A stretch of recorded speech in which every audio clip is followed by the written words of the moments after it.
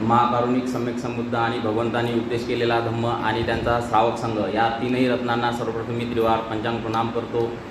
विश्वरत्न Bodhisattva doctor Babasaheb Ambedkar आणि माता रमाई यांना त्रिवार पंचांग प्रणाम। राष्ट्रपिता महात्मा फुले आणि सावित्रीबाई फुले यांना त्रिवार पंचांग प्रणाम।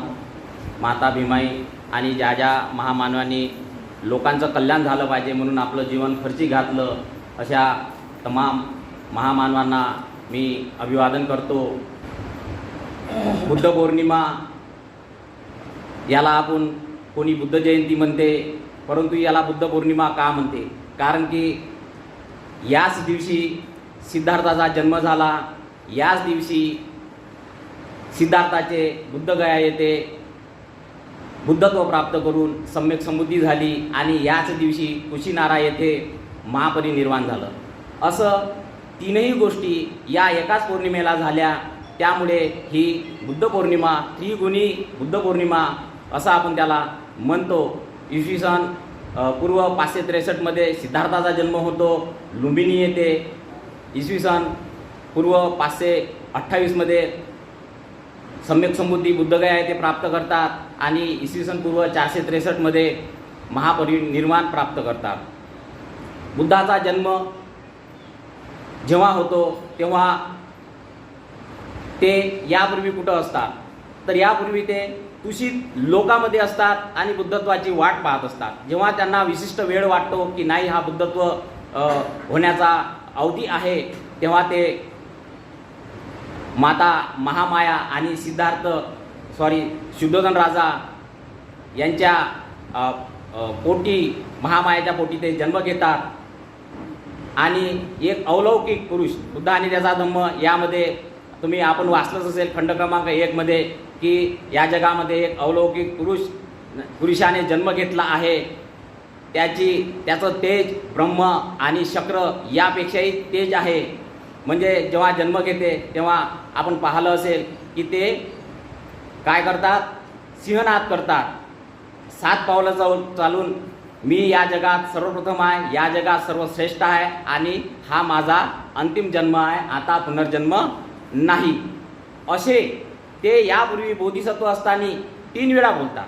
केव्हा जेव्हा वेशंतर राजा जेव्हा दान पारमिता पूर्ण करायची असते तेव्हा वेशंतर राजा म्हणून जेव्हा जन्माला येते, जेव्हा नुकताच जन्म घेते तेव्हा ते आईला काय म्हणतात, आई मला दान द्यासाठी काही आहे काय? आई म्हणते अरे बाळा, म्हणते तू अशा घरात जन्म घेतला का त्या ठिकाणी संपत्तीचा कधी नाश पावणार नाही, असं तुला जेवढं दान द्यायचं तेवढं देऊ शकते म्हणते। ती एक पारमिता पूर्ण करत असताना आणि दुसरा म्हणजे मौषधची दान, जे प्रज्ञा पारमिता पूर्ण करत असतात तेव्हा मौषध म्हणून जेव्हा जे जन्म घेतात तेव्हा ते सोबतच एक जडीबुटी किंवा औषधी एक सोबत आणतात आणि आई त्याला विचारते बेटा हे तू काय आणलं? अम्मा औषध म्हणते। म्हणजे असे 3 वेळा ते सिंहनाद करतात। ते अलौकिक पुरुष असतात। अशा प्रकारे त्यांचा जन्म होतो। त्याच्यानंतर बुद्धत्व प्राप्त बुद्धगयाला बोधिवृक्षाखाली जेव्हा जातात तेव्हा ह्याच पौर्णिमेला बुद्धत्व प्राप्त करतात। आता बुद्धत्व प्राप्त म्हणजे काय, बुद्धत्व म्हणजे काय, तर त्यांना काय समजते, तर ह्या निसर्गाचं रहस्य समजते। तर कशासाठी समजते का त्यांनी यापूर्वी पारमिता पूर्ण केलेल्या असते। बुद्धत्व म्हणजे हा शिखर आहे। बुद्धत्व म्हणजे काय, हा शिखर आहे। त्या शिखराची परिपूर्तता करण्यासाठी त्यांना यापूर्वी असंख्य असे जन्म घेऊन त्यांना अशा पारमिता पूर्ण कराव्या लागल्या। त्या पारमिता पूर्ण करण्यासाठी परमार्थ पारमिता, उपपारमिता आणि पारमिता अशा ह्या 3ही पद्धतीने 30 पारमिता पूर्ण करावं लागते। तेव्हा कुठं एक बोधिसत्व सम्यक संबुद्धत्व प्राप्त करते आणि सम्यक संबुद्धत्व प्राप्त करण्याकरिता ते जेव्हा बसतात तेव्हा ते 6 वाजतापासून म्हणजे वितर्क, विचार, प्रीती, सुख आणि चित्ताची एकाग्रता, हे पहिलं ध्यान, दुसरं ध्यान, तिसरं ध्यान आणि चौथं ध्यान हे प्राप्त करून घेते। वितर्क, विचार हे नष्ट करतात, त्याच्यानंतर प्रीती, सुख, चित्ताची एकाग्रता प्राप्त करतात आणि समाधिस्थ होतात आनापानसतीने। आणि 6 वाजतापासून ते 10 वाजतापर्यंत ह्या 4 तासाला 1 याम म्हटलं जाते। त्या 1 यामामध्ये त्यांना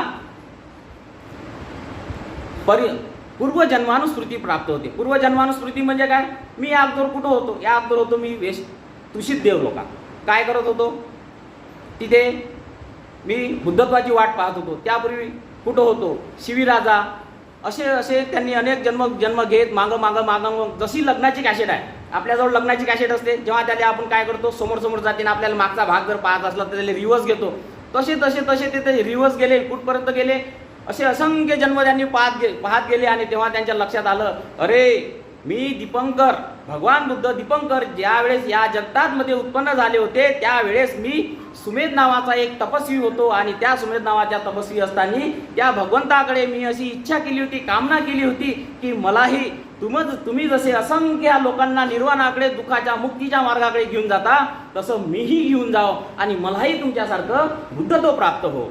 म्हणून ते त्यांच्यासमोर इच्छा प्रकट करतात आणि ते सुद्धा त्यांची तिथेच भविष्यवाणी करतात की हा खरंच बुद्धत्व प्राप्त करू शकतो. याच्यामध्ये ते वीर्य आहे, याच्यामध्ये ते सहनशीलता आहे, याच्यामध्ये ते पारमिता पूर्ण करण्याच्या अवस्था प्राप्त करू शकतो. ते पाहतात आणि तिथेच त्याला सांगते की तू येणार आहे, तू 4 असंख्य 1,00,000 कल्पानंतर महामायाच्या पोटी तू जन्म घेशील, तुझे पिता शुद्धोधन राजा होईल आणि त्यावेळेस तू बुद्धत्व प्राप्त करून तूही माझ्यासारखा सम्यक संबुद्ध होईल. असंख्य लोकांना काय करशील, तू लोकांना निर्वाणाकडे घेऊन जाशील, दुःखातून मुक्त करशील.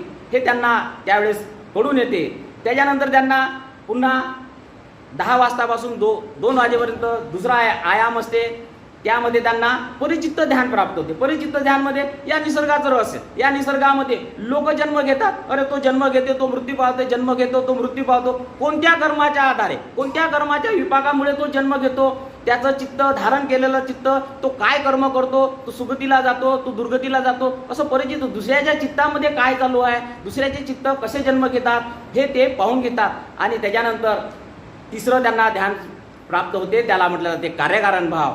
कार्यकारण भाव म्हणजे प्रतित्य समुत्पाद. प्रतित्य समुत्पाद, कोणतीही गोष्ट कारणाशिवाय उत्पन्न होत नाही. तर त्याचं कारण काय, तर कारणाला काय जाणतात ते पण पाहतात की एवढे जन्म होते, मृत्यू होते, जन्म होते, मृत्यू होते आणि असंख्य दुःखमय जीवनात हे लोक पडतात. त्याचं कारण काय पाहतात त्यांना सापडते, अरे सर्व लोक अविद्येमध्ये पडून आहे. कशामध्ये पडून आहे, सर्व लोक अंधकारात पडून आहे, अविद्येमध्ये पडून आहे. अविद्या कशाची, तर तृष्णा आणि द्वेषाची. अविद्या कशाची, तर तृष्णा आणि याचे संस्कार होतात. म्हणून अविद्या पच्चाय संकारा, संकारा पच्चाय वियान, वियान पच्चाय नामरूप, नामरूप पच्चाय शळायतन, शळायतन पच्चाय फस्सो पच्चाय वेदना, वेदना पच्चाय तन्हा, तन्हा पच्चाय उपादान, उपादान पच्चाय भव, भव पच्चाय जाती, जाती पच्चाय जरा मरण शोक परिदेव दोम नस्सु पायसा दुःख स्कंदस्स समुदय होती.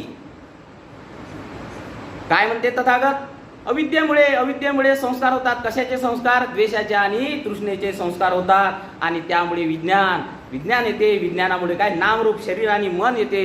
आणि शरीर आणि मन सोबत जसंही आलं तसं त्याच्यासोबत 6 इंद्रिय, शळा येतं, 6 इंद्रिय, 1 मन आणि 5 इंद्रिय. आणि त्याचा जगासोबत स्पर्श होतो. सगळ्या डोळ्याचा, माझ्या डोळ्याचा, मी जे डोळ्याने पाहताय, माझ्या डोळ्याला जो स्पर्श होतो तो तुमची बसले असा स्पर्श होतो. आपण जमिनीवर बसलो त्याचा स्पर्श होतो. प्रत्येक इंद्रियाचा त्या विषयाशी संबंधित असणाऱ्या विषयाशी संबंध होतो. स्पर्श झाला रे झाला की संवेदना होते, जाणीव होते. कशाची जाणीव, कशी होते जाणीव, अरे ही संवेदना सुखद आहे की दुःखद आहे, की असुख आहे की अदुःख आहे, तशी ती सुखद आहे, पाहिजे. तृष्णा झाली, ती दुःखद आहे, नको ही मला नको. ह्या उन्हाळ्यात गरमीचे दिवस आहे, गरमी होत आहे, खाली बसलो, फरशी गरम आहे, अरे हे फरशी गरम आहे, ही पाहिजे नाही पाहिजे. तेच हिवाळ्याचे दिवस असो, ही फरशी गरम आहे, तेव्हा काय पाहिजे, ती पाहिजे. म्हणजे गरम असली, उन्हाळ्याचे दिवस असले तेव्हा ती नको. परंतु तेच हिवाळ्याचे दिवस असले, ती गरम असली तर तेव्हा काय पाहिजे. म्हणजे ती सुखद वेदना, दुःखद वेदना, ती दुःखद आहे.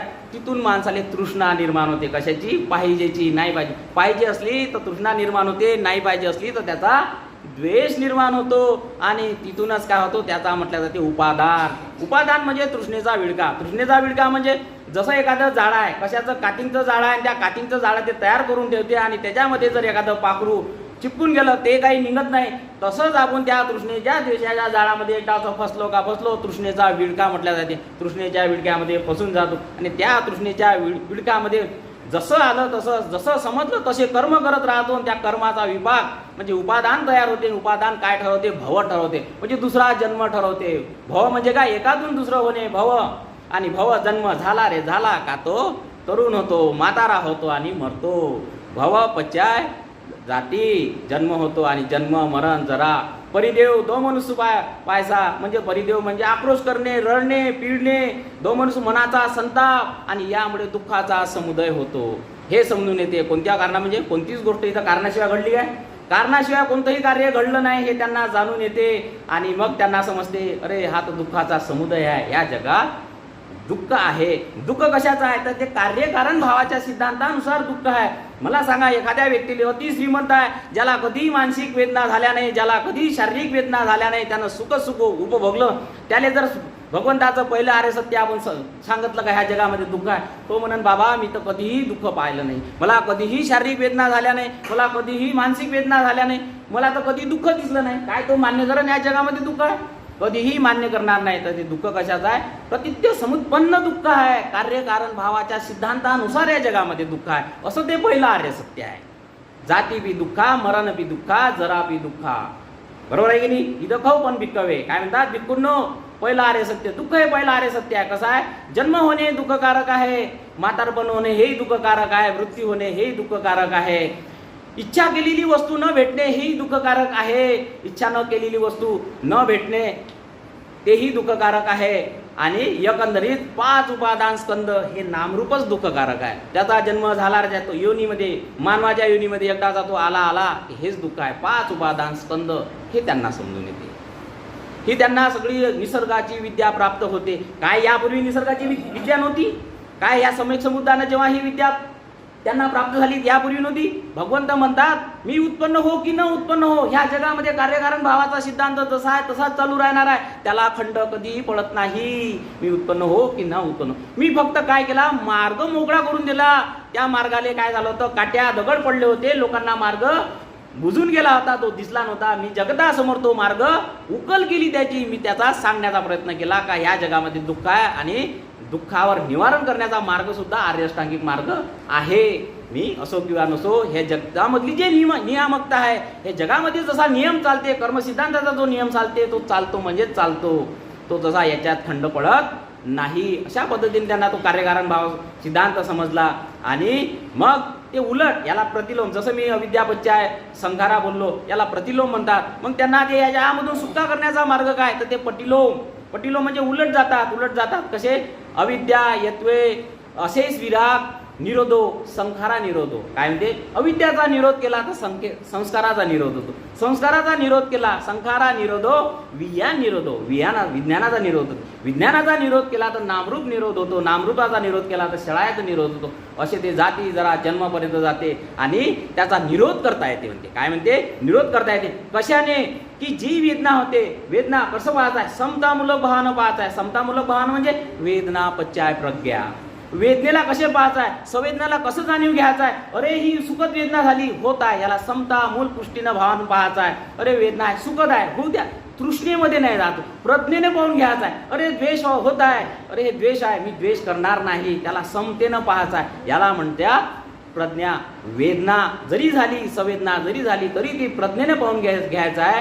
वेदना पच्चाय प्रज्ञा, तिथून जाते आपला सुखाचा मार्ग. म्हणजे तिथून आपल्याला दुःख, त्याच्यानंतर सुख भेटते, त्याच्यानंतर प्रशब्दीनंतर त्याचा आनंद, समाधी आणि त्याच्यानंतर यथार्थ ज्ञान दर्शन. यथार्थ ज्ञान दर्शन म्हणजे ही श्रोतापन्न अवस्था पूर्ण करण्याचा तो मार्ग आहे. श्रोतापन्न अवस्था मध्ये एकदाचा व्यक्ती श्रोतापन्न झाला का तो भगवंत म्हणतात तो 8वा जन्म घेत नाही, तो एक सुगती प्राप्त करतो किंवा मनुष्य लोकामध्ये असे 7 वेळा जन्म घेतो आणि 8व्या वेळेस तो निर्वाणाला जातो.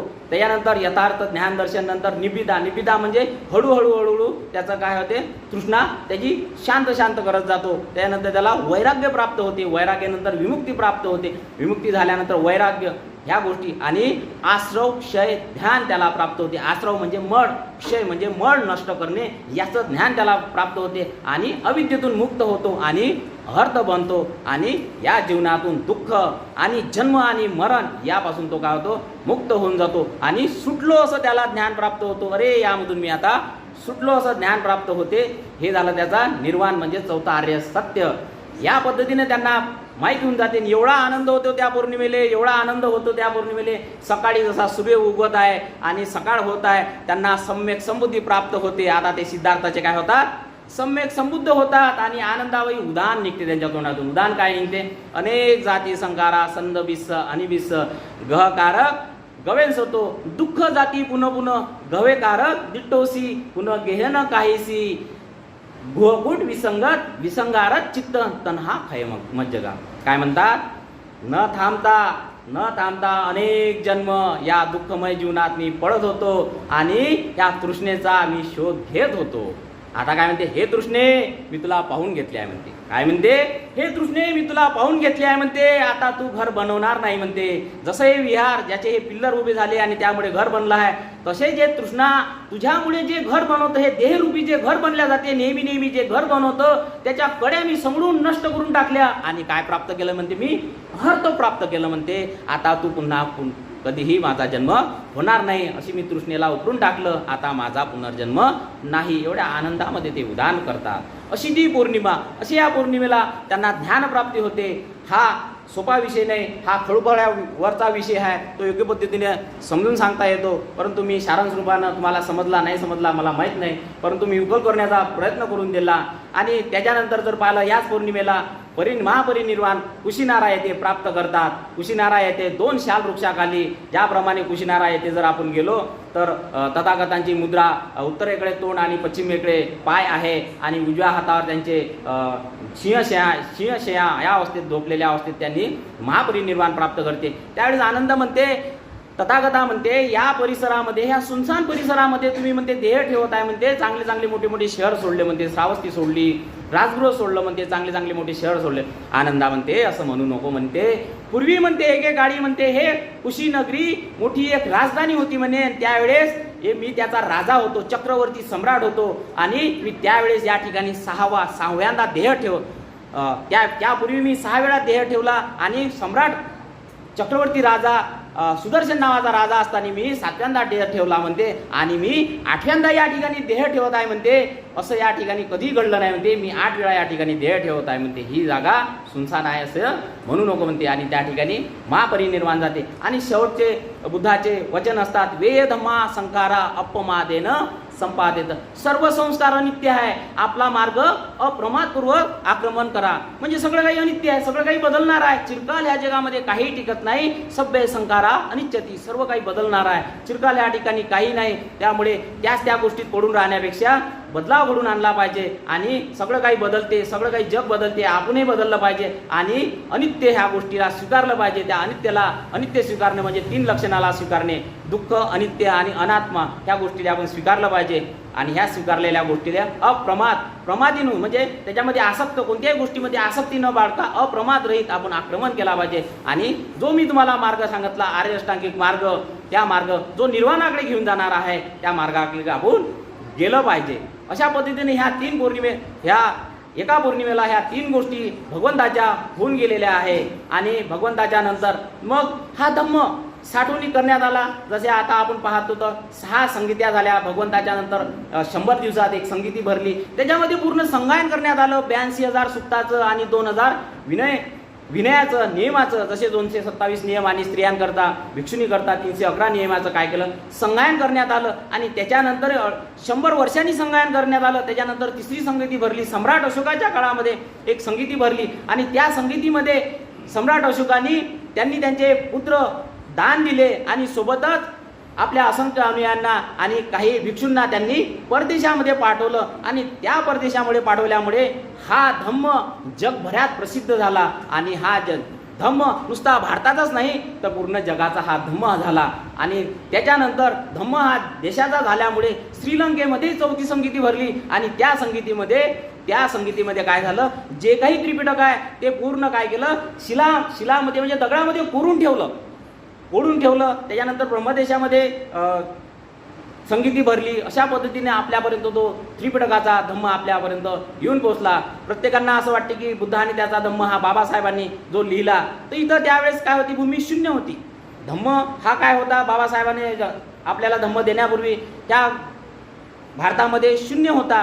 त्यामुळे बाबासाहेबांना धम्माचा अभ्यास करण्याकरता श्रीलंकेमधून, सिलोनमधून काही पुस्तकं तिथला अभ्यास करावा लागला. आणि एवढ्या मोठ्या त्रिपिटकाचा अभ्यास करून 1951 पासून ते 1956 पर्यंत 5 वर्षे बाबासाहेबांना बुद्ध आणि त्याचा धम्म लिहायला लागतात, त्यांचा अभ्यास करायला लागतात. आणि शेवटी यांना समजून येते का माझ्या लोकांना जर तारेल तर तो एकमेव असा बुद्ध असा धम्म आहे, तर तो माझ्या लोकांना तारेल आणि त्यांना त्यांना आध्यात्मिक सुख तर देईलच आणि त्यांना निर्वाणाच्या सुखाकडे निश्चितच घेऊन जाणारा एवढं मोठं असं अघाट त्रिपिटक आहे की बाबासाहेब म्हणतात की धम्मा अथांग महासागर आहे. धम्म काय आहे? एक अथांग असा महासागर आहे. मी तर त्याच्या गुडघ्यावर पाण्या इतकाच आहे. बरोबर आहे की नाही? आपण तर ते पाणी काय करत आहे?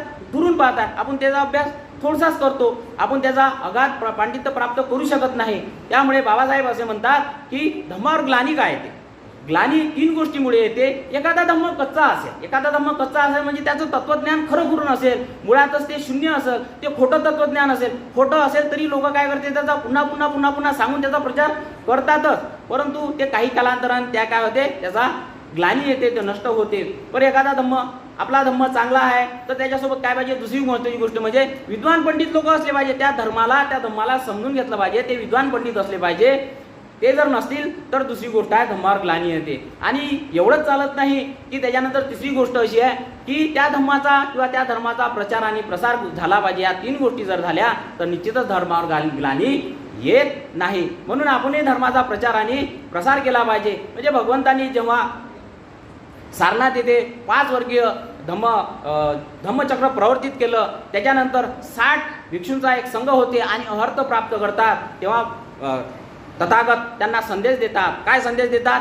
चरक भिक्कवे चारिकं बहुजन हिताय बहुजन सुखाय देशक भिक्कवे धम्म आदि कल्याण मज्ज कल्याण शास्त्र सब्बजन पर्योसान ब्रह्मचर्यो पकासेतो. म्हणजे काय म्हणतात? भिक्खूंनो, एका ठिकाणाहून दुसऱ्या ठिकाणी विहार करत राहा, चरिका करत राहा आणि माझ्या धम्माचा उपदेश करा. कोणत्या धम्माचा? जो प्रथमही कल्याणकारक आहे, मधातही कल्याणकारक आहे आणि शेवटीही कल्याणकारक आहे. अशा माझ्या धम्माचा प्रचार आणि प्रसार करत राहा आणि स्वतःही परिशुद्ध जीवन जगत आपलं विहार करत राहा, असा संदेश देतात. त्यानंतर सारीपुत्त आहे, महामोगलायन आहे, हे त्यांना मिळतात. अश्वजित, त्या 5 वर्गीय भिक्षूमध्ये जो अश्वजित असतो तो राजगृहामध्ये चारिका करत असतो आणि चारिका करत असताना इकडे सारीपुत्त आणि महामोगलायन शोध घेत असतो की आपल्याला काहीतरी भेटलं पाहिजे, एखादा मार्ग भेटला पाहिजे. आणि जेव्हा त्या अश्वजिताला पाहतात तेव्हा अरे याची वाणी शुद्ध आहे, त्याचं आचरण शुद्ध आहे, हा चांगल्या पद्धतीने चालत आहे, म्हणून त्याच्या मागं जाते आणि भोजनपरांत विचारते तुझा गुरु कोण आहे म्हणते.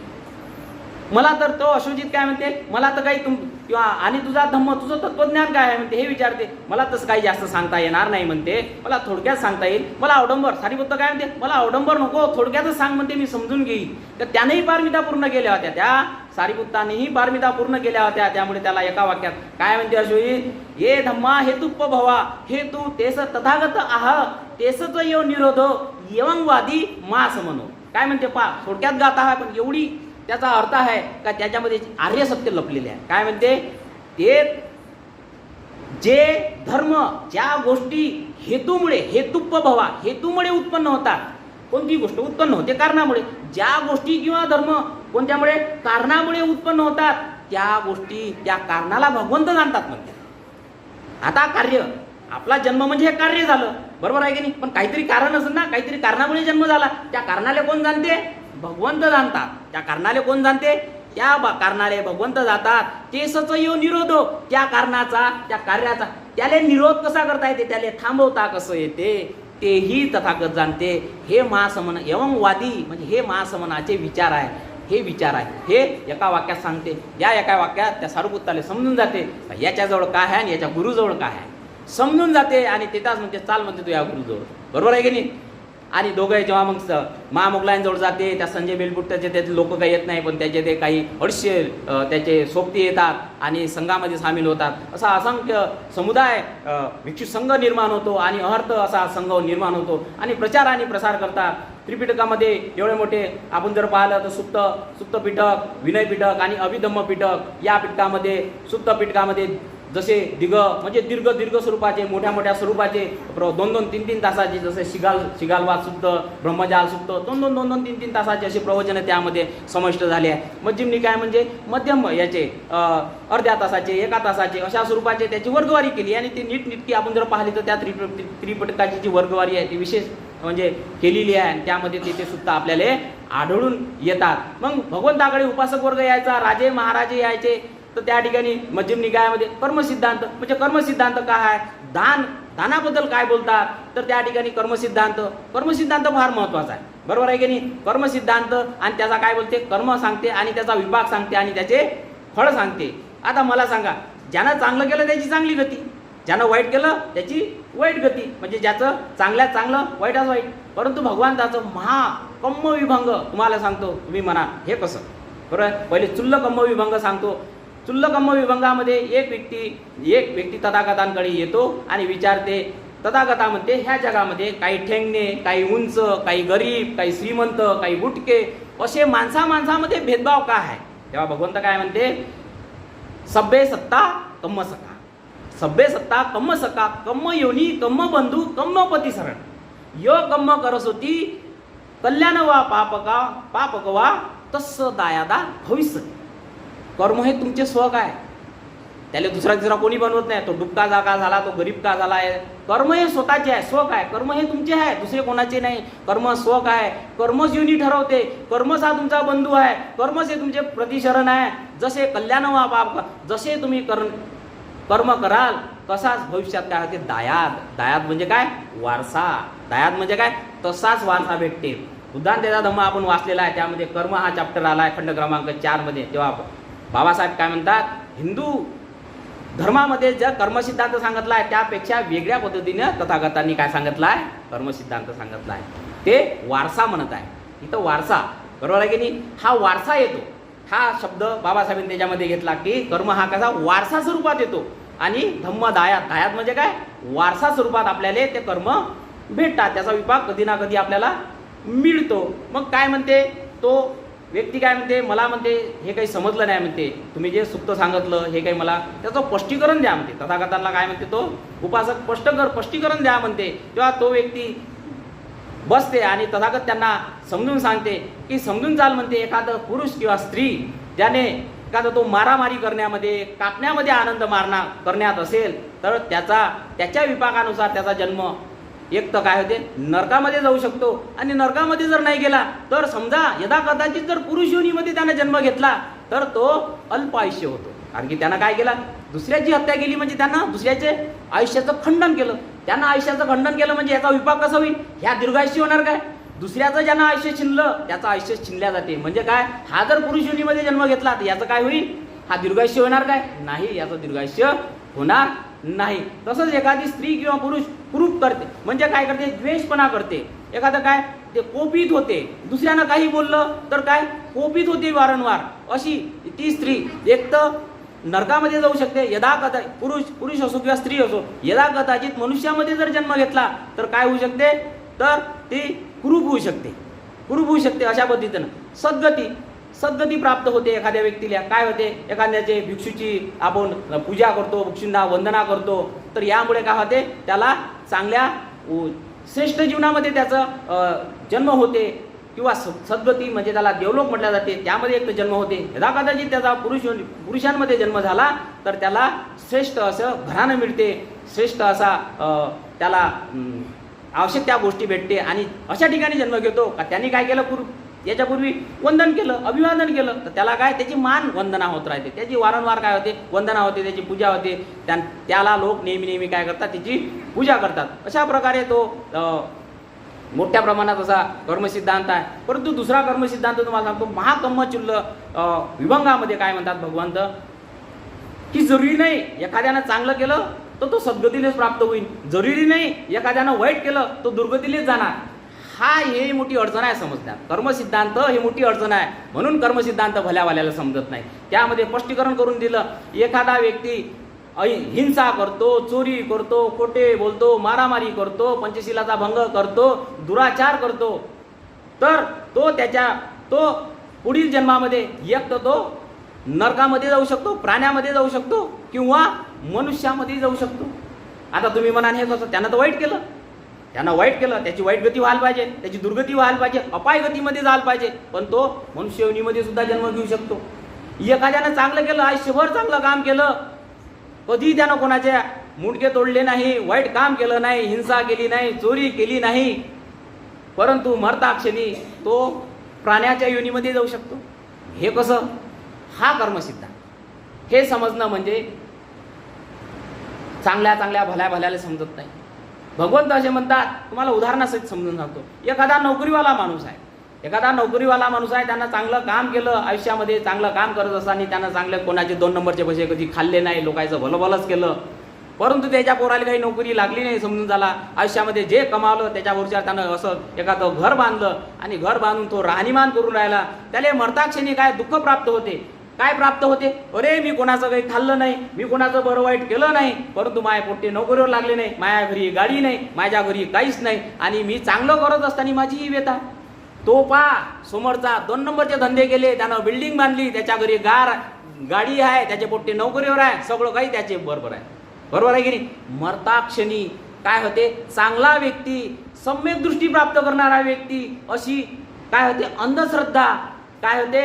अशी अविद्या किंवा त्याला मिथ्यादृष्टी, त्याला काय म्हणतात? मिथ्यादृष्टी धारण करत असताना जर मेला, मिथ्यादृष्टी त्यानं काय केली? मरताक्षणी त्यानं जर हे असं दुःख प्राप्त केलं का मी चांगलं काम करू नये, माझं काही झालं नाही, अशी मरताक्षणीचं जे चित्त आहे, ते चित्त त्याला मरताक्षणीचं चित्त म्हटलं जाते. ते जेव्हा असं धारण केल्या जाते तर तो त्याच्या मिथ्यादृष्टीनं तो काय अपाय गतीमध्ये जाते. परंतु तोच एखादा वाईट करणारा माणूस आहे, परंतु त्याने जर पश्चाताप होत असन, अरे म्या लोकांचे मुंडके नाही कापायला पाहिजे नव्हते, अरे म्या त्या बाईचं वाईट काम नव्हतं करायला पाहिजे, अरे त्याचं म्या भलं हे नव्हतं करायला जायचं, जरी बिल्डिंग बांधली असन, हे जाणलं असं, परंतु म्हातारा झाला, त्याला पश्चाताप झाला, सम्यक दृष्टी प्राप्त झाली. काय झाली? सम्यक दृष्टी प्राप्त झाली. मी खोटं काम करायला नाही पाहिजे. भगवंत काय म्हणते? जर मरताक्षणीचं चित्त सम्यक दृष्टी प्राप्त करत असन तर त्याला सद्गती होते. मग चांगल्याचं चांगलं होऊन राहिलं काय? वाईटाचं वाईट होऊन राहिलं काय? नाही. हा त्याचा चित्ताचा विभाग आहे. मरताक्षणी जे चित्त धारण करेल, मरताक्षणी पूर्व जन्माचा एखादा चांगला माणूस आहे आणि फार जन्मा अगोदरचं एखादं हत्येचा जर विभाग आला तर तो प्राण्याच्या योनीमध्ये सुद्धा जाऊ शकते. मरताक्षणीचं चित्त. म्हणून तुम्ही पहा, बाहेर देशामध्ये पहा, मरणारे जे आहे, म्हातारे जे आहे, त्याला नेहमी कॅसेट लावून देते, बुद्धं शरणं, त्या मनाला तिथं परित्राण, त्याच्या तिथं सुप्त म्हटल्या जाते का, जेणेकरून त्याचं चित्त काय झालं पाहिजे? असं मिथ्या दृष्टीने गेलं नाही पाहिजे, त्याची सम्यक दृष्टी प्राप्त केली पाहिजे आणि बुद्ध धम्म शरण या 3 रत्नावर त्याचं श्रद्धामय चित्त झालं पाहिजे. तुम्हाला सांगतो, जेव्हा असा व्यक्ती 3 या श्रद्धा स्थानावर आरूढ होतो आणि त्यावेळेस जेव्हा मरतो त्याची तेव्हा सद्गतीच प्राप्त होते. म्हणून तुम्हाला सांगतो, जेव्हा आपल्याला असं वाटते, आपल्याला जर असं वाटते आपल्या लेकराचं भलं झालं पाहिजे, आपल्या पत्नीचं भलं झालं पाहिजे, आपल्या नवऱ्याचं भलं झालं पाहिजे आणि तो ह्या गोष्टी ऐकत नाही, धम्माकडे वळत नाही, किंवा आपल्या मित्राचं कल्याण झालं पाहिजे, तर त्याला भगवंत काय म्हणते? अरे म्हणते, मनुष्या म्हणते, तू एक काम कर म्हणते, त्याला 3 ठिकाणावर आरूढ कर, बुद्ध धम्म संग, आणि शिलावर आरूढ कर, त्याचा तू कल्याण मित्र बन. आपणही कोणाचे ना कोणाचे कल्याण मित्र बनलो पाहिजे. तुम्ही आम्ही जे काही धम्म ऐकून घेत आहे, धम्म श्रवण करत आहे, हे पूर्व कशाचा तरी कोणीतरी आपल्याला गुरु भेटला असन, कशाचा ना कशाचा कल्याण मित्र कोणीतरी भेटला असन. चाल बाबा, दान दिल्यानं भलं होते, चाल मैत्री कर, द्वेष करू नको, यानं तुझं भलं होते.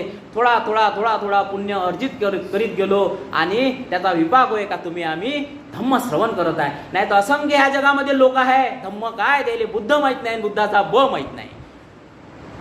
बुद्ध उत्पन्न होणे या जगतामध्ये दुर्लभ आहे. बुद्ध असताना, बुद्ध शासन असतानाही लोक जर बुद्धाला समजून घेत नाही तर ती कठीण किती गोष्ट आहे सांगा बरं. बुद्धाचा भय लोकायले माहीत नाही. कुठं बुद्धाचा धम्म समजन, कुठं बुद्धावर श्रद्धा करण. श्रद्धा उत्पन्न दुर्लभो, श्रद्धा हे उत्पन्न दुर्लभ आहे. श्रद्धा उत्पन्न होणे आपलेच लोक कितीतरी आपण बौद्ध झालो आहे, काय श्रद्धा उत्पन्न आहे आपल्या लोकांमध्ये? किती विहारामध्ये येतो, किती बुद्धावर आरूढतो, काय त्रिशरण पंचशील घेतो आपण, काय त्या पंचशिलाचं आचरण करतो, काय श्रद्धावान आहे? नाही आहे. कितीतरी दुर्लभ आहे. मनुष्याचा जन्म होणेच हे दुर्लभ आहे. बुद्धाचं उत्पन्न होणे दुर्लभ आहे आणि मनुष्याचं जिवंत राहणे हे दुर्लभ आहे. त्या सगळ्या गोष्टी दुर्लभ असताही, बुद्ध शासनामध्ये आपण असताही या गोष्टीचं आपण परिपालन करत नाही. श्रद्धामय चित्त होऊन ते काम करत नाही आणि करतो काय? एकमेकाची टीका करतो. कशी करतो? अरे तो समाधी करते, अरे तो विपश्यनाच करते ना. बरोबर आहे की नाही? आता याला काय नॉलेज, त्याला विपश्यना म्हणजे काय? अरे ते बाई नुसती विहारात जाते, पूजाच करते, नेहमी विहारातच जाते, तो प्रज्ञा, त्याला श्रद्धा नसते.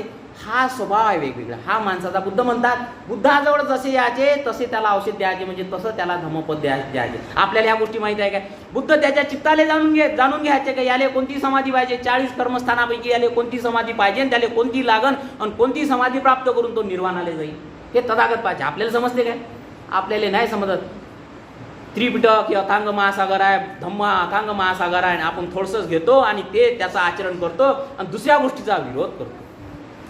खंड क्रमांक 3 मध्ये जेव्हा भगवंत बाबासाहेब लिहितात की भगवान बुद्धाने धम्मामध्ये कोणतंही स्थान नाही ठेवलं काय? भगवंतांनी कोणतंही स्थान ठेवलेलं नाही. आणि आपण त्या अध्यक्षपदासाठी अमुक गोष्टीसाठी ह्या गोष्टी ते तृष्णा आहे, ह्या सगळ्या गोष्टी तृष्णा आहे आणि तो अहंकार आहे. त्या अहंकारामध्ये आपण फसून जातो आणि तेवढ्यामध्ये ह्या सगळ्या गोष्टी चित्ताचे विकार आहे, दुसरं तिसरं काहीही नाही. आणि एकमेकाची टीका करत राहतो धम्मामध्येच धम्माचा एक टीका करू नये. टीका करणारा व्यक्ती बौद्ध होऊ शकत नाही. टीका करणारा व्यक्ती धम्माचं आचरण करू शकत नाही. अलग अलग व्यक्तीचे स्वभाव असतो, त्या स्वभावानुसार ते तो आचरण करतो. आणि जेव्हा तो कोणाचं ना कोणाचं ऐकत राहतो, जेव्हा त्याची प्रज्ञा अशी विकसित होत राहते, तेव्हा त्याला त्या गोष्टी समजून येतात आणि तो त्या पद्धतीने आचरण करण्याचा प्रयत्न करत राहतो. तर लोकांची असंच भगवंतांनी एकदा काय झालं की भिक्षूंनी सांगितले की तथागत काही लोक, काही अलग धर्माचे लोक, नाही बा हेच खरं आहे तेच खरं आहे. तर त्यावेळेस एक उदाहरण सांगितलं आंधळ्या व्यक्तींचे. त्यांनी एक गोष्ट सांगितली. फार पूर्वी काळात म्हणे एक राजा होऊन गेला आणि आंधळ्या लोकांचं तत्वज्ञान काय असते, आंधळ्या लोकांना म्हणजे काऊन लोक झगडतात, काऊन तत्वज्ञानाशी झगडतात, या पद्धतीनं मी तुम्हाला समजून सांगतो म्हणे काय असते. तर त्या राजानं काय केलं, या एका ग्राउंडमध्ये एक हत्तीला आणला आणि आंधळ्या लोकाले बोलावलं आणि त्या आंधळ्याला सांगितलं का ह्या हत्तीचं काय करा, तुम्ही वर्णन करा, ह्या हत्तीचं काय करा, वर्णन करा. ठीक आहे म्हणे महाराज. मग काही आंधळे गेले, काही आंधळे कुठे गेले, पायाजवळ गेले. त्याला हत्ती काय वाटला, त्या खोडासारखा, एखाद्या झाडाच्या बुंद्यासारखा वाटला. म्हणून त्यानं तेच लक्षात ठेवून दिलं का हत्ती झाडाच्या बुंद्यासारखा आहे. दुसऱ्यानं काय केलं, कानच पकडले, कानाले चाच तोडून पाहिलं, तो काय म्हणते सुपासारखा आहे. हत्तीला काय समजते, तो त्या सुपासारखा समजते. काही लोकांनी त्या माथ्यालेच पकडलं, माथ्याले जसं स्पर्श केलं म्हणून ते काय म्हणते पाण्याचं जसं टाकं असते किंवा एखादं भरणं असते तशासारखं दिसते, तर तसं आहे. मग विचारते तुम्हाला हत्ती दिसला काय, सांगा करा त्याचं वर्णन. कोणी काय सांगितलं हत्ती बुंद्यासारखा आहे, एकानं सांगितलं सुपासारखा आहे, एकानं सांगितलं असं. मग भगवंतांनी भिक्षूंना सांगितलं पा म्हणे अशी गोष्ट आहे. एखादी गोष्ट समजून परिपूर्ण घेत नाही आणि त्याच गोष्टीले माझा धर्म, माझं तत्वज्ञान आणि माझं हेच खरं हे मान्य करते आणि त्या गोष्टीमध्येच आपण झगडून राहतो. बाकीच्या धर्माविषयी तर राहिलं, पण आपल्या आपसामध्येच आपण झगडत राहतो आणि हेच आपलं खरं असं आपण मिरवतो आणि हेच आपलं खरं म्हणून सांगतो. काही गोष्टी, दोन गोष्टी आहे धम्मामध्ये, एक परमार्थ सत्य आहे आणि एक सवृत्ती सत्य आहे. परमार्थ सत्य ती दिसतच नाही. आता मी तुम्हाला लोकचक्र सांगितलं, देवलोक सांगितलं, तुम्हाला नरक बोललो, पुनर्जन्म बोललो, जन्म बोललो, एखाद्याला पट्टी नाही पटत. आणि ते पटासाठी काय आहे, एखाद्या उपासकाले बोलवा ज्याला समजते त्याला, त्याच्यापासून जन्म पुनर्जन्म समजून घ्या काय आहे. तर बरोबर आहे की नाही. हे 31 लोकचक्र काय आहे ते समजून घ्या. चर्चा करण्यापेक्षा आपल्याला जे माहीत आहे त्याच्या पलीकडे आपल्याला माहीत नसताना आपण त्याच्यासोबत चर्चा करतो. त्याच्यापेक्षा एखाद्या विद्वान पंडितापासून ते समजून घेतलं पाहिजे खरंच आहे का नाही आहे. कायले म्हणते लोकविदू कशाला म्हणते, त्यांचा हा गुण आहे, समजून घेतलं पाहिजे. बरोबर आहे की कर्मसिद्धांत समजून घेतला पाहिजे. आम्ही खडू फड्यावर बाकादा 1-1, 1.5 घंटा लोकांना समजून सांगतो. या ठिकाणी जेव्हा बोलतो पुनर्जन्म आहे की नाही त्याचा आम्ही अभ्यास केला आहे. बरोबर आहे की त्याची आम्ही खरी पाहणी केली आहे का नाही. ह्या गोष्टी आहे, ह्या गोष्टी त्या बोलतात. त्या मिलिंद प्रश्नामध्ये त्याची उकल करून देण्यात आली आहे. कसा जन्म होतो, कसा पुनर्जन्म होतो, ते चित्ताची धारा आहे ते कशी आहे. कर्मसिद्धांत आता ह्या मी 1-2 गोष्टी सांगितल्या. सुगतीला जातो अशी गॅरंटी नाही, असं आहे, कारण की चित्ताची शेवटची अवस्था जशी आहे तशी. याचा अर्थ त्यानं जे विपाक केला, याचा अर्थ त्यानं जे वाईट कर्म केलं त्याचा अर्थ त्याला भोग भेटणार नाही काय, भेटणार. तो सुगतीला प्राप्त केला, त्याचा विपाक जोपर्यंत आहे तोपर्यंत सुगतीला राहील. परंतु जेव्हा त्यानं हत्या केली असन, चोरी केली असन, त्याचा जेव्हा विपाक येईल तेव्हा तो दुर्गतीला जाणार म्हणजे जाणारच, याच्यात काही दुमत नाही. परंतु असं म्हणता येत नाही का त्याच वेळेस तो सुगती किंवा दुर्गतीला जाते. हा महाकम्म सिद्धांत आहे भगवंताचा. दानाच्या बाबतीत दान देतो आपण, बरोबर आहे की नाही. दान हे श्रद्धा चित्त दान दंतु श्रद्धा आहे शीलम रखंतु सभ्यता. दान हे श्रद्धेनं दिलं पाहिजे. श्रद्धेनं कसं दिलं पाहिजे. एकदा दक्षिणा सुत्त आहे भगवंताचं त्या मध्यम निकायामध्ये. त्याच्यामध्ये त्या भगवंतानी सांगितलं कोणाले दान दिल्या ना काय भेटते. हे जे प्राणी आहे तिर्यक योनीमधले, ज्याले प्राणी तिरछान योनी म्हणते, तिर्यक योनी म्हणते, वाकडे तिकडे. तिरछान म्हणजे तिर्यक म्हणजे वाकडे तिकडे चालणारे, म्हणून त्यांना तिर्यक योनी म्हणते. त्याला सुद्धा आपण दान दिल्याने, त्याला सुद्धा आपल्या घरात आपण जेवण करून राहिलो, दरवाजावर कुत्रा आलो, काय म्हणतो हाडं म्हणतो त्याला, द्वेषानं काय म्हणतो त्याला जायलो, त्यालाही दान दिल्यानं पुण्य भेटते. त्याला दान दिल्यानं 100 पटीची अपेक्षा केली पाहिजे म्हणजे भगवंत दान दिल्याची. एखादा दुश्शील व्यक्ती आहे, तो भिकारी आहे, दुश्शील आहे, शिलाचं पालन करत नाही, बरोबर आहे की दुश्शील आहे, तो दारू पेत असन, अमुक पेत असन, बरोबर आहे की जेव्हा आपल्याला माहीत पडलं तेव्हा आपण त्याचं काहीतरी त्याला पैसे न देता आपण काय केलं पाहिजे, बाबा ये नाश्ता कर तुला दान पाहिजे, तर बरोबर आहे की नाही. पैशाचा तो दुरुपयोग करत असतो. परंतु द्वेष निर्माण करून त्याला हेळसाव करणं, आपल्या मनात तिरस्कार निर्माण होते, आपल्या मनात त्याच्याबद्दल करुणा नसते, त्यालाही पुण्य त्यालाही दान दिल्याने 1000 पट्टीचं पुण्य भेटते. शिलवंत उपासक आहे, एखादा शिलवंत माणूस आहे आणि तो धम्माचं कार्य करत आहे, सामाजिक बांधिलकी आहे, काही काम करत आहे, पण तो शिलवान व्यक्ती आहे, त्यालाही दान दिल्याने 1,00,000 पटीचं दान, 1,00,000 पटीचं पुण्य भेटते. गावाच्या बाहेर आहे, वैराग्य धारण केलं आहे, तो कोणताही असो, वैराग्य धारण करणारा व्यक्ती काय, तो तृष्णा त्याग करण्याच्या मार्गाने गेला, जरुरी थोडीच आहे भिक्षू आहे, परंतु तो भोजनासाठी आला, वैराग्य धारण केला आहे, तो तृष्णा मुक्तीच्या मार्गावर लागला आहे, वैराग्य धारक विराग उत्पन्न करत आहे.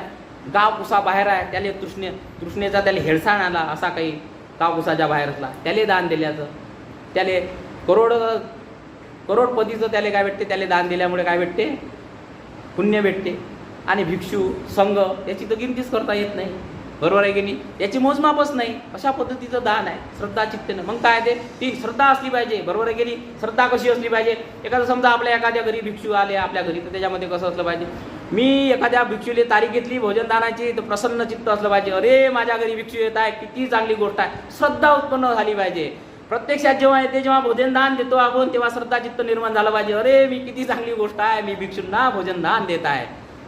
त्याच्यानंतर भोजनदान दिल्यानंतरही श्रद्धा चित्त निर्माण झाला पाहिजे, अरे मी त्यावेळेस किती चांगली गोष्ट केली, मी दान दिलं. पश्चाताप नाही झाला पाहिजे, पश्चाताप झाल्याचा ना त्याचाही विपाकाचा फरक पडते. परिपूर्ण याले म्हणते 3 श्रद्धायुक्त चित्तानं दिलेलं. तसंच कोणाच्या बाबतीत पावती घेऊन आलेला त्याचा आपण देतो नाही कशा पद्धतीनं, भाव महत्त्वाचा गोष्ट आहे, त्या चित्ताचा भाव. एखादा पावती घेऊन आला आणि त्याला आपण दान देत असताना त्यानं वर्गणी मागती, तुम्ही वर्गणी देता की दान देता, याच्यामध्ये फरक आहे, बरोबर आहे की वर्गणी आणि दानामध्ये ह्या गोष्टीचा फरक पडतो. अशा पद्धतीनं हा कर्मसिद्धांत देतो. दान ह्या गोष्टी आहे आपल्यापर्यंत पोहोचला बाबासाहेबांच्या माध्यमातून, आणि बराच वेळ झाला मी तुमच्यासोबत बोलत आहे, आणि मला जेवढं माहीत आहे तेवढं मी तुम्हाला सांगण्याचा प्रयत्न केला. तसं नामरूप सिद्धांत आहे, प्रतीत्य समुत्पाद आहे, कम्म सिद्धांत आहे, हे सगळं तुम्हाला डिटेल जाणून घ्यायचं असेल तर खडूफळा प्रवचन असते, ते माझं तुम्ही समजून घ्या. पुनर्जन्म जन्म ह्या सगळ्या गोष्टी समजून घ्या, खडूफळ्यावर ह्या गोष्टी तुम्हाला समजून घेता येईल. कारण की जर त्या गोष्टी असताना आपण जर म्हणत असं का ह्या गोष्टी नाही आहे, तर आपण अंधश्रद्धेमध्ये आहे. ती मिथ्या दृष्टी धारण करतो, आणि ती मिथ्या दृष्टी धारण केलेलं तेही सुद्धा पाप आहे, हे मला सांगायचं आहे. म्हणून त्या गोष्टी टीका टिप्पणी करण्यापेक्षा पहिले समजून घ्या, पहिले धारण करा, आणि त्याच्यानंतर त्याच्यावर काय करा, त्याच्यावर व्याख्या करा त्याच्यावर. कारण की अठ्ठकथाचार्यांनी काय केलं, आरोजी त्याचं काय विश्लेषण करत आपल्यापर्यंत धम्म पोहोचलेला आहे. या ठिकाणी त्या बुद्धपौर्णिमेच्या निमित्त आपण मला धम्मदेशना करण्यासाठी इथं बोलावलं, आणि माझा मान सन्मान केला या विहाराच्या कमिटीनं, आणि माझी धम्मदेशना आपण चांगल्या पद्धतीनं समजून घेतली, ग्रहण केली, त्याबद्दल सर्वांचा मी धन्यवाद व्यक्त करतो, आणि इथेच थांबतो. सर्वांना जय भीम करतो. आणि